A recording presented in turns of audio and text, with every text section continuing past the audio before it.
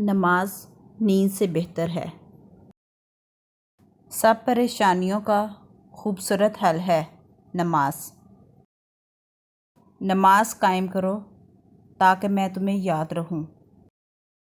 کیا پتہ آپ کے جو دکھ ہیں ان کا حل فجر کی نماز ہی ہو۔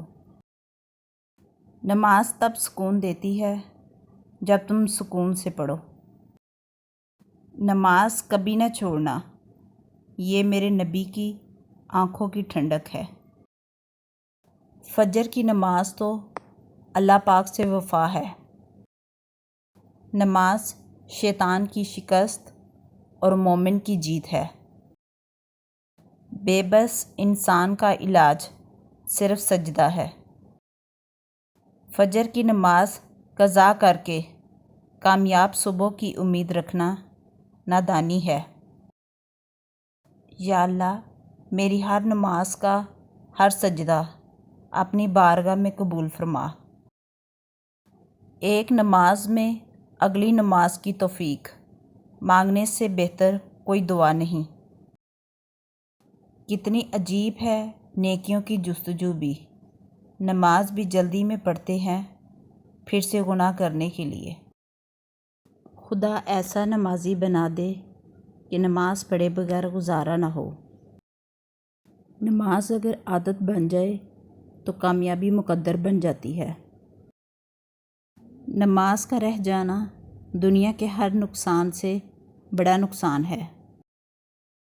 نماز کی طرف میرے قدم اپنے آپ اٹھ گئے اپنی عمر کے لوگوں کو جب میں نے مرتے دیکھا۔ نماز کو محبت سمجھ کر ادا کرو گے تو اللہ پاک اگلی نماز کے لیے تمہیں خود کھڑا کر دے گا۔ اپنے بہترین وقت کو نماز کے لیے وقف کر لو، کیونکہ تمہارے سب کام تمہاری نماز کے بعد قبول ہوں گے۔ جب آپ نماز کو فوکس ہو کر پڑھیں گے، زیادہ نہ ہلیں، نماز کے ادب کو اپنائیں تو زندگی میں بھی میچورٹی آتی ہے، سکون، صبر، ٹھہراؤ آتا ہے۔ نماز وہ واحد حکم ہے جسے اللہ تعالیٰ نے آسمان سے وحی کے ذریعے نہیں اتارا، بلکہ اپنے محبوب صلی اللہ علیہ وسلم کو آسمان پر بلا کر تحفے میں دیا۔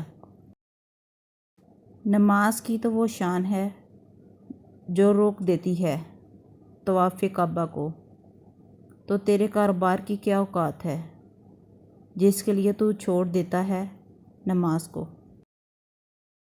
تھوڑی سی تھکاوٹ کے لیے نماز نہ چھوڑ اے مومن، ان سے کچھ سیکھ جنہوں نے جسم پر خنجر ہوتے ہوئے بھی آخری سجدہ نہیں چھوڑا۔ جسے نماز پڑھ کے بھی سکون نہیں ملتا، اسے چاہیے کہ سکون سے نماز پڑھا کرے۔ قیامت کے دن بندے سے جس عمل کا سب سے پہلے حساب لیا جائے گا وہ اس کی فرض نماز ہے۔ اگر فجر کے وقت آپ کی آنکھ خود بخود کھلنے لگے تو رب العالمین کی رحمت پر یقین رکھتے ہوئے گمان کر لیجئے کہ اسے آپ کی عبادت پسند آ رہی ہے اور وہ آپ کو رکوع و سجود کی قضا نہیں چاہتا۔